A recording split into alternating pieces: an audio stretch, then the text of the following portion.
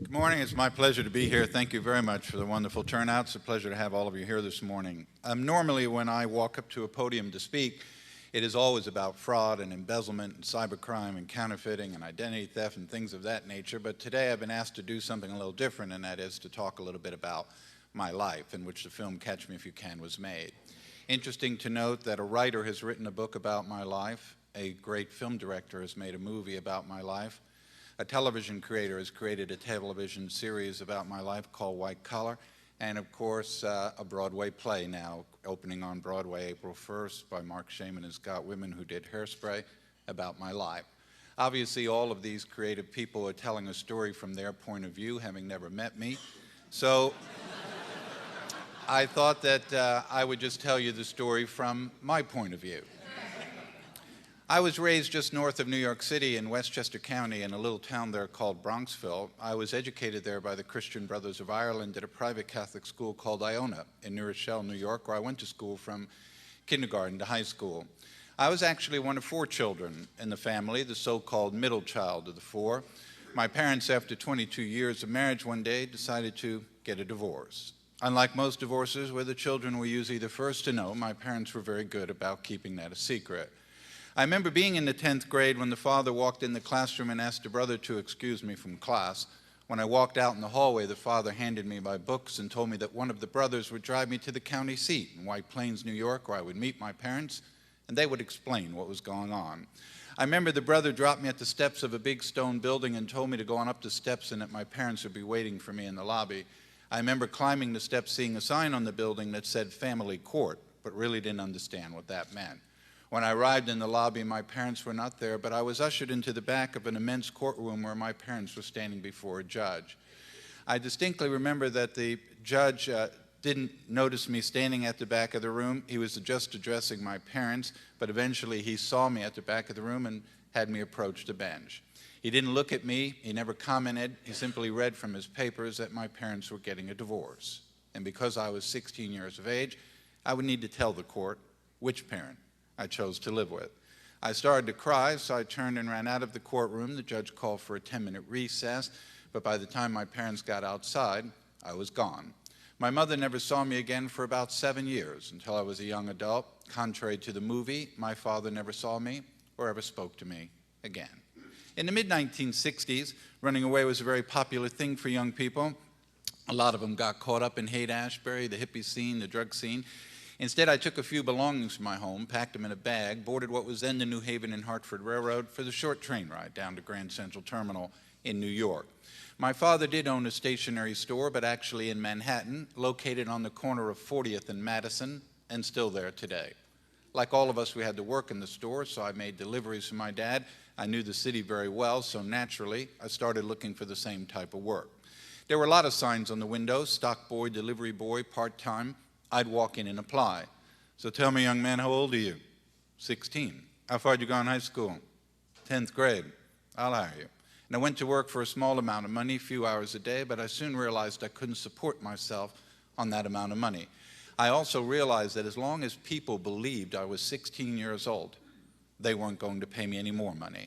At 16, I was 6 foot tall. I've always had a little gray hair. My friends in school used to say that once a week when we dressed for Mass, I looked more like a teacher than a student, so I decided to lie about my age. In New York, we had a driver's license at 16. Back then, they didn't have photos on them, just an IBM card. So I altered 1 digit of my date of birth. I was actually born in April of 1948, but I dropped the 4, converted it to a 3, and that made me 10 years older, or 26 years old. I walked around applying for the same type of work. People gave me a little more money, a few more hours, but even then it was difficult to make ends meet. One of the few things I had taken when I left home was a checkbook. My father had opened a checking account for me at a small community bank in Mount Vernon, New York. I had a little money in the account, so every so often I would write a check to supplement my income. $10, $15, funds were there, checks were good. But it was my friends, my peers, who would say to me, "You know, you're the only guy I know walks into a bank in the middle of Manhattan. You have no account there? You don't know a soul. You talk to somebody behind a desk and they okay your check." "Oh, well, my checks are good." I walked in that bank, they wouldn't touch my check. You walk in, they don't bat an eye. Years later, reporters would write and speculate that that was my upbringing, mannerisms, dress, appearance, speech. Whatever it was very easy to do, so consequently when the money ran out, I kept writing those checks. Of course, the check started to bounce. Police were looking for me as a runaway, so I thought maybe it was a good time to start thinking about leaving New York City. But I was quite apprehensive about going to Chicago or Miami, wondered if they'd cash a New York check on a New York driver's license in Miami as quickly as they did in Manhattan. I was walking up 42nd Street one afternoon about 5 o'clock in the evening, 16 years old, pondering all of these things when I started to approach the front door of an old hotel that used to be there called the Commodore Hotel, now the Grand Hyatt. Just as I was about to get to the front door of the hotel, out stepped an Eastern Airline flight crew onto the sidewalk. Couldn't help but notice the captain, the co-pilot, the flight engineer, about 3 or 4 flight attendants dragging their bags to the curb to load them in the van to take them to the airport. As they loaded the van, I thought to myself, that's it. If I could pose as a pilot, I could travel all over the world for free. I could probably get just about anybody, anywhere to cash a check for me. I walked up the street a little further to 42nd and Park. I went to cross over. I heard a huge helicopter. I looked up and there was New York Airways landing on the roof of the Pan Am building. Pan Am, the nation's flag carrier, the airline that flew around the world. I thought, what a perfect airline to use. So the next day I placed a phone call to the executive corporate offices of Pan Am. When the switchboard was ringing, I had absolutely no idea what I was going to say. When they answered, Pan American Airlines, good morning, can I help you? Yes, ma'am. I'd like to speak to somebody in the purchasing department. Purchasing? One moment. And the clerk came on. I said, yes, sir, maybe you can help me. My name is John Black. I'm a co-pilot with the company based out of San Francisco. Been with the company about 7 years. Never had anything like this come up before. Oh, what's the problem? Well, we flew a trip in here yesterday. We're going out today. Yesterday, I sent my uniform out through the hotel to have it dry cleaned. Now the hotel and the cleaner say they can't find it. Here I am with the flight in about 4 hours, no uniform. Don't you have a spare uniform? Certainly, back home in San Francisco, but I'd never get it here in time for my flight. Do you understand that this would cost you the price of a new uniform? I understand. Hold on, I'll be right back. And he came back and said, my supervisor says you need to go down to the Well-Built Uniform Company on 5th Avenue. They're our supplier. I'll call them, let them know you're on the way, and they'll take care of you. Well, that's exactly what I wanted to know, so I went down to the Well-Built Uniform Company.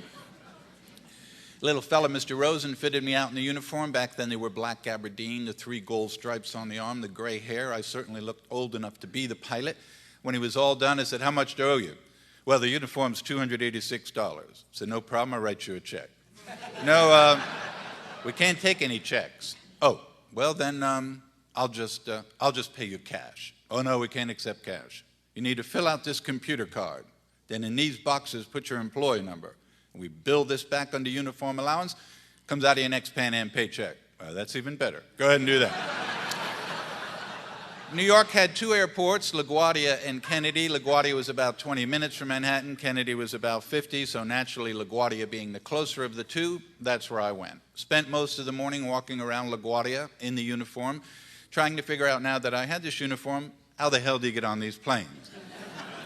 Well, I got a little hungry about lunchtime, so I walked in the luncheonette, sat down at the counter on the stool, ordered a sandwich. Moments later, a TWA crew walked in. The flight attendant sat in the booth, but the pilot sat at the counter on either side of me, captain right next to me. Now, back before deregulation of the airlines, airline people thought nothing of speaking to each other. The captain kind of leaned over. Hey, young man, how's Pan Am doing? Doing just fine, Captain. Tell me, what's Pan Am doing out here at LaGuardia? Pan Am doesn't fly into LaGuardia, they only go into Kennedy. Well, I picked up on that right away. Yeah, we came into Kennedy, had a short layover, came over to visit some friends of mine. Matter of fact, I'm on my way back to Kennedy now. So tell me, young man, what type of equipment are you on? Now, airline people have a lot of jargon for things, and one of them is they never call a plane or an aircraft, they call it equipment. And what type of equipment you're on means what type of plane do you fly. Back then, a DC-8, a 707. Of course, I didn't know that, and I thought, what type of equipment am I on? The equipment I'm on is a stool. They must mean what type of equipment is on the planes I fly. So I thought, well, they got the wings and they got the engine. They always had a sticker on the engine, who manufactured the engine. So I said, yes, General Electric. All 3 pilots kind of just stopped eating and leaned over. Captain said, oh, really? What do you fly, washing machine? So I knew I said the wrong thing. Out the door I went. Everybody had an airline ID card, plastic, laminated card, much like a driver's license today, yet without the ID card, the uniform was worthless. Went back to Manhattan pretty discouraged, thinking, where would I come up with a Pan American airline corporate ID? I was sitting in a hotel room. I noticed the big, thick Manhattan yellow pages on the dresser, so I pulled them down on the bed, flipped them open, and looked under the word identification.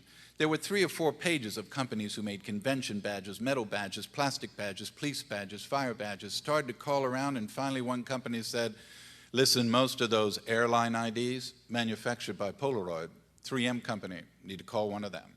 Finally got the 3M company on the phone in Manhattan. Yeah, we manufacture Pan Am's identification system, along with a number of other carriers. How come? So I tell you, I'm a purchasing officer for a major U.S. carrier. I'm in New York just for the afternoon. We're getting ready to expand our routes, hire a lot of new employees, go to a formal ID. We're very impressed with the Pan Am format. Wondered if I came by your sales office this afternoon briefly, we could discuss quantity and price. By all means, come on by.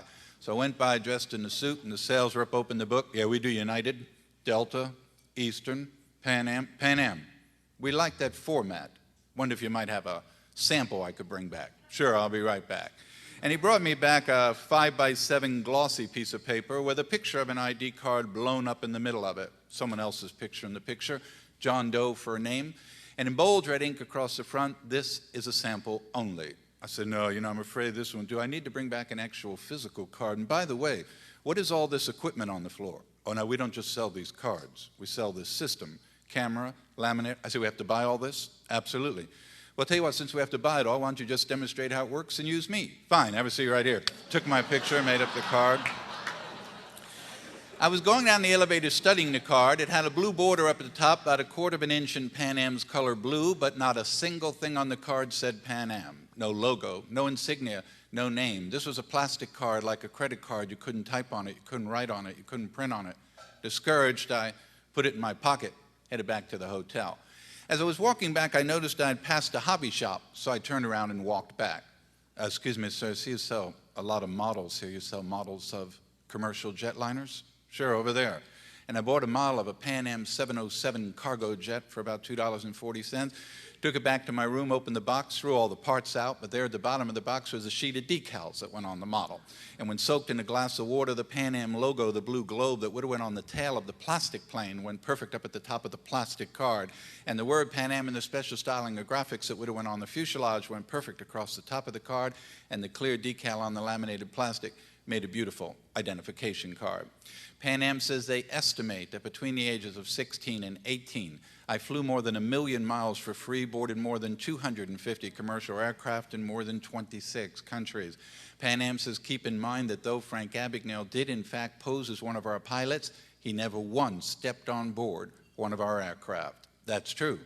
I never flew on Pan Am because I was afraid someone might say to me, I'm based in San Francisco. I've been out there 21 years. I don't recall ever meeting you before. Or someone might say, your ID card is not exactly like my ID card. So instead, I flew on everyone else. If I wanted to go somewhere, I literally just walked out to the airport, looked up on the board, United Flight 800 to Chicago. Then I went downstairs to the door marked United Operations and walked in. The operations clerk, hey, Pan Am, what can we do for you? I was wondering if the jump seat's open on 800. I need a deadhead to Chicago. Jump seat, it's open this evening. I'd like to get a pink slip pass. And I'd give him my ID, he'd write me out a pass. I'd walk out, hand it to the flight attendant. She'd open the door to the cockpit, and I'd step in. There you had a captain, a co-pilot, a flight engineer in a seat behind the captain called the jump seat, where pilots deadhead on company time. Now, because pilots love to talk shop, once you picked up that jargon, it was the same conversation over and over and over. So I just step on board, even Jim Bob Davis be riding Chicago. On the taxi out, always the same question. So Bob, how long you been with Pan Am? Been flying about 7 years. What position you fly? A right seat, which is airline terminology for a co-pilot. What type of equipment are you on? Had that one down perfect. Matter of fact, whatever they flew, I didn't fly, so I had no problems with that. When we'd arrive in Chicago, I'd go by the Pan Am ticket counter, but just enough to get the attention of the passenger service rep. So can I help you? Excuse me, where do we lay over here? The deadhead a trip, never laid over in Chicago. So where's the Parma House Hilton downtown? Catch a crew bus lower level, door 3 out.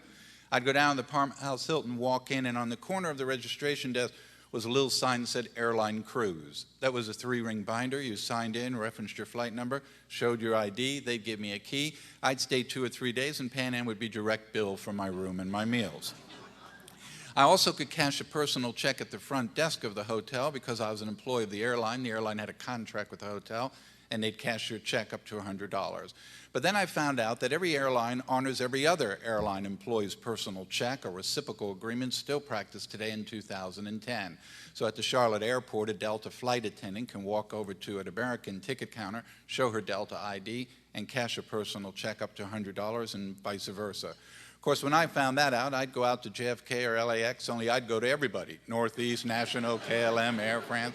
It would take me a good 8 hours, stopping at every counter and every building. By the time I got all the way around the other end of the airport, at least 8 hours had gone by. And what do you have in 8 hours? Shift change, new people, so I'd go all the way back around the other way again. I made a great deal of money. The only reason I quit at 18 is the FBI issued a John Doe warrant for interstate transportation of fraudulent checks, a federal offense. The John Doe warrant meant the FBI didn't know my identity. In the warrant, the FBI said, based on interviews with people I had contact with, I was approximately 30 years old. I was 18, had a great deal of money, so I hung the uniform up and moved to Atlanta, Georgia. In Atlanta, I moved into a very singles complex that had just been built there called the Riverbend Apartments. On the application for the lease, there were a lot of questions for a teenage boy. One of them was occupation. I began to write down airline pilot, but the next question said employed by, supervisor's name, telephone contact. I thought to myself, I'll need to come up with something that would be impossible to check out, yet something that would justify why I drive an expensive car, wear expensive clothes, don't work much. So I wrote down the word doctor. First thing came to my mind, nothing else. But I had a very inquisitive apartment manager. She said, oh, I see here you're a doctor. Yes, ma'am. What type of doctor are you? Well, I'm a medical doctor. However, I'm not practicing medicine right now. I left my practice out in Los Angeles to come to Atlanta to invest in some real estate. How interesting. Well, tell me, what type of medical doctor are you? And I figured, being a singles complex, pediatrician would be pretty safe. So I moved in, Dr. Frank Williams, pediatrician. Everybody called me Doc. Always the typical questions at the pool. So, Doc, where'd you go to medical school?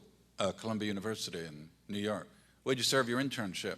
Harvard Children's Hospital out in LA. Once in a while, one of the guys would come by. Hey, Paul. Hey, Doc, look at my leg. I don't know what I did to it. Look at this. Paul, I can't examine your leg. You need to go to your own doctor, have him look at that. One of the girls came by. I gave them a thorough examination, sent them on their way. I was young, but not stupid. I was living there for about 2 or 3 months. One afternoon, there was a knock on the door, a very distinguished gentleman, mid-50s, standing there. I said, can I help you? You're Dr. Williams? Yes, my name's Gordon. Just moved in the apartment down below. Wanted to come up and introduce myself. Ah, new neighbor, come on in. I'm not only a new neighbor, I understand that you're a pediatrician. Yes, I'm the chief resident pediatrician of the county hospital up the street.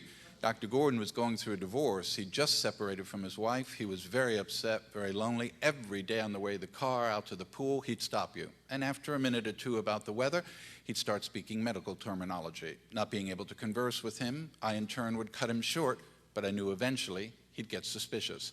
Determined not to move, every day I went to Emory University's medical library. Every day I read the daily journals from Johns Hopkins, from the Mayo Clinic. Every day I took a certain part of the journal, memorized it in detail, and every night when Dr. Gordon pulled in his parking slot, without exaggeration, every night, I was sitting on his doorstep. Hey, Doc, hear about this new theory they're using up in Mayo? What is it tonight? Aggravated, I'd follow him into his apartment. He'd go in his bedroom to get undressed. I'd go in his bedroom, sit on the edge of the bed. Be in the kitchen, I'd follow him back and forth. Be in the bathroom, I'd talk through the door. Pretty soon he'd come home. Hey, Doc, I don't have time to talk. Right now I got to go. Guys started to avoid me, which is exactly what I wanted. One afternoon, I received a phone call from the hospital administrator of the county hospital, who was not a physician, but the administrator of the hospital. Dr. Gordon suggested I give you a call, said you'd be more than happy to help us out. Oh, what's the problem? On the midnight day shift, I have a doctor supervise a number of interns, nurses on the shift, been notified of a death in his family. I was returning to the West Coast tomorrow for about 2 weeks. Georgia law requires a house doctor on duty be a full practitioner or a specialist. Dr. Gordon suggested you had a great deal of free time. You'd be more than happy to cover the shift in an administrative capacity. There's no way I could do that. Why not? Well, I'm not licensed to practice medicine in the state of Georgia, just the state of California where I hold my residency. All the red tape for 2 weeks. No red tape. We'll bring it before the medical review board tomorrow morning. They'll issue a temporary certificate. You can start tomorrow night. Now, being one who hates to pass up a challenge, I couldn't help but give it a shot. So I went up to the hospital. During my entire stay there, no one ever doubted for a second I was not a doctor. When the doctor returned, I was relieved and left the hospital. I did pass the bar in the state of Louisiana, not in 2 weeks as the movie implies, but in 2 months by taking the 2-month prep course for the bar. Louisiana at the time did not require a law degree to take the bar. Louisiana practiced their law under the French Napoleonic Criminal Code of Procedure. I passed the bar. I went to work for then Attorney General P.F. Grimion in the Civil Division of the court, where I spent about a year on my own, no one the wiser. I resigned and left. A lot of people say, you know, it's not so much the people you impersonated as a teenage boy as it is the crimes you perpetrated as a teenage boy. Well, I did a lot of things that had just never been done before, and so they got a lot of attention. I was walking down a Chicago street one day counting 5 $20 bills in my pocket. As I was counting them, I noticed I had passed the front door of a bank. There was a sign in the window that said, "Open a checking account." So I thought to myself, I'll go in this bank, open a checking account with this $100. I'll give him this phony Pan Am ID for identification. In 2 weeks, this bank will mail me 200 printed checks in a box with this name. And with this ID, I'll cash them anywhere. So I walked in, opened the account. New accounts person came back. So here's a receipt for your $100. These are some temporary checks. We'll be mailing you your printed checks in about 10 days. Now, being young, I was always inquisitive. So I noticed that you didn't give me any deposit slips. No, sir, they come from the check printer. Be in the back of the checkbook, printing your name, your address, your account number. Get them in about 10 days. And if I wish to make a deposit tomorrow or next week, not a problem. You see the table in the lobby? Has all the forms on it. Just help yourself to a blank deposit slip. Then in this box, just write your account number and I just gave you. Use those till you get your printed ones. So I walked over and took a big stack of them off the shelf. Nobody cared. Went back to my hotel. Couldn't sleep. Kept staring at them on the dresser. When the morning came, I went out and bought what was called the Burroughs 1000 magnetic encoder. It looked like a big green calculating machine. And I magnetically encoded my account number the bank had assigned to me the day before on the bottom of every one of these blanks. I then went back to the bank, put them on the shelf in the lobby, and everyone who came in put their check directly in my account. I was at the Logan Airport in Boston. I was trying to catch a flight. It was about 11:45 at night. I ran out to the airport. The whole airport was closing down. Rent-a-cars, gift shops, ticket counters. Walked up to the ticket counter. Excuse me, you're closing the airport? Well, actually, the airport lies in the heart of the city. It comes under the government's noise abatement control program. We have no jet operations after midnight. Next flight out is at 6:30 in the morning. I sat down wondering what to do. I noticed they were all sticking their cash and receipts in these big bank bags. Then they'd zip them closed, lock them, put them under their arm, walk around the counter and down the hall to the bank that was in the terminal. They'd stick their key in the night box, open it, drop the bag down the chute, make sure it went all the way down, closed it, locked it, one right after the other, Hertz, Avis, Delta, Eastern, Dobbs House, dropping the bag. I didn't give this a lot of thought, but I came back to the airport the next night about 11:45. I had rented a bank guard uniform from a costume store in Boston, hung a beautiful sign over the night box, said, "Night box out of order, please leave all deposits with guard on duty." Everyone did. I was the nervous one sitting there going, how the hell can a box be out of order? I mean, that's like a mailbox without an order sign. Of course, like any criminal, sooner or later you get caught, and I was no exception to that rule. I was arrested just once in my life at the age of 21 by the French police in a small town in southern France called Montpellier. French police actually arresting me on an Interpol warrant issued by the Swedish police, who were looking for me for forgery and believed I was living in southern France. Taken into custody on the Swedish warrant, the French authorities soon realized I had forged checks all over France and refused to honor the warrant and the request for my extradition. They later convicted me of forgery in France and sent me to French prison. I served my time in a place called the Maison d'Arrêt, the house of arrest, in a small town in southern France called Perpignan. Steven Spielberg told Barbara Walters it was extremely important to me to go back to that prison, to the exact cell Frank was incarcerated in, and reconstruct it according to the logbooks during his stay there, which he said was a blanket on the floor, a hole in the floor to go to the bathroom, no plumbing, no electricity. He says, according to the logbooks, I entered the prison at 198 pounds and left the prison at 109 pounds. When my sentence was over in France, I was immediately extradited to Sweden, where I was later convicted in a Swedish court of law of forgery and sent to a Swedish penitentiary in Malmö, Sweden. When my prison term was up in Sweden, U.S. federal authorities took custody of me and returned me to the United States. Arraigned in U.S. federal court, a United States federal judge sentenced me to 12 years in federal prison. I served 4 of those 12 years at a federal prison in Petersburg, Virginia. When I was 26 years old, the government offered to take me out of prison on the condition I go to work for an agency of the federal government for the remainder of my sentence or until my parole had been satisfactorily completed. I agreed and was released. In February of this year, 2010, I celebrated 35 years with the FBI. I work for the Bureau now for 35 years. I make my home in Charleston, South Carolina. I live there with my wife of 34 years and my 3 sons. My youngest boy is 27. He graduated from the University of Beijing in China. He went on to get his master's there. He reads, writes, and speaks Chinese fluently. He administers a program, just 27 years old now, in China called the China Education Initiative, which is sponsored by Princeton University and Ford Motor Company. He administers a program to bring American school teachers to rural parts of China. He makes his home in a rural area of China where he works with that program. My middle son graduated from University of Nevada in Las Vegas. He's 29.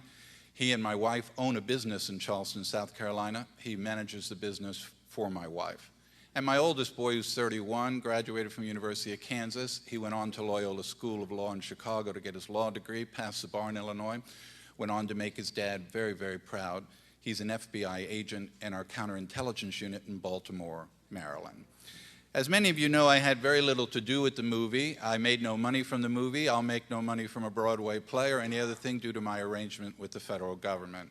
However, my wife and I did watch the movie in a movie theater like everyone else. We felt that Steven Spielberg went out of his way not to glorify the things I did and to stay as close to the story as he could.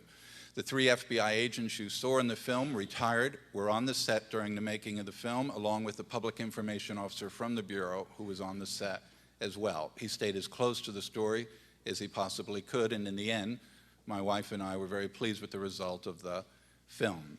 Needless to say, I get a lot of emails back in Washington, D.C., where I office, hundreds of emails, and I can always tell when it's been on television, on TBS, or something's been done because I get tons more emails than normal. Interesting to note that the emails I receive come from people as young as 8 years old to people as old as 80 years old. Most of the emails, of course, are just sent. They're not looking or expecting a response. Some people write and say, you know, you were brilliant. You were an absolute genius. I was just a child. Had I been brilliant, had I been a genius, I don't know that I would have found it necessary to break the law in order to just simply survive. And while I know that people are fascinated by what I did 40 years ago as a teenager, I've always looked upon what I did as something that was immoral, illegal, unethical, and a burden I live with every single day of my life and will till my death. There are many who write and say, well, you were certainly gifted. That I was. I was one of those few children that got to grow up in the world with a daddy. The world is full of fathers, but there are very few men worthy of being called daddy by their child. I had a daddy who loved his children more than he loved life itself. Steven Spielberg would later write that the more I researched Frank's youth, without the use of Frank, I couldn't help but put his father in the film through the likes of Christopher Walken. My father was a man who had 3 sons and a daughter. Every night at bedtime, he'd walk into your room. He was 6'3". He'd drop down on a knee, kiss you on the cheek, pull the cover up, and he'd put his lip up on your earlobe, and he'd whisper deep in your ear, I love you very much. He never missed a night. When I grew older, I sometimes fell asleep before he got home, but I always woke up the next morning, knew he had been by my bedside. Years later, my older brother joined the Marine Corps. When he came home on leave, he was 6'4". My father would walk around to his bed, hug him, kiss him, told him he loved him. When I was 16 years old, I was just a child. All 16-year-olds are just children. As much as we'd like them to be adults, they are just children. And like all children, they need their mother and they need their father. All children need their mother and their father. All children are entitled to their mother and their father. And though it is not popular to say so, divorce is a very devastating thing for a child to deal with and then have to deal with the rest of their natural life. For me, a complete stranger, so I had to choose one parent over the other. There was no choice, so I ran. How could I tell you my life was glamorous? I cried myself to sleep till I was 19 years old. I spent every birthday, Christmas, Mother's Day, Father's Day in a hotel room somewhere in the world where people didn't speak my language, and the only people that associated with me were people who believed me to be their peer, 10 years older than I actually was. I never got to go to a senior prom, a high school football game, or even share a relationship with someone my own age. I always knew I'd get caught.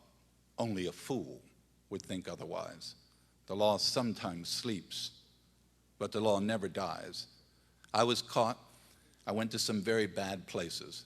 My boys have grown up asking their mother, why is it that Dad wakes up in the middle of the night and goes down the TV room? Because he doesn't turn the TV on, he just sits there all night. Because there are things you can't forget. Things you're not meant to forget. While I was sitting in that pitch black cell in France, my father, 57, was climbing the subway stairs as he did every morning in New York. He was in great physical shape. He just happened to trip on a step. He reached his arm out to break his fall, but he slipped, hit his head on the rail, landed at the bottom of the step. He was dead. I didn't know he was dead. I was sitting in that cell thinking about him, how much I missed him, how much I couldn't wait to see him, hold him, hug him, kiss him, tell him how sorry I was, but I never got the opportunity to do that. I was very fortunate because I was brought up in a great country where everyone gets a second chance. I owe my country 800 times more than I could ever possibly repay it for the opportunities it's given me these past 35 years.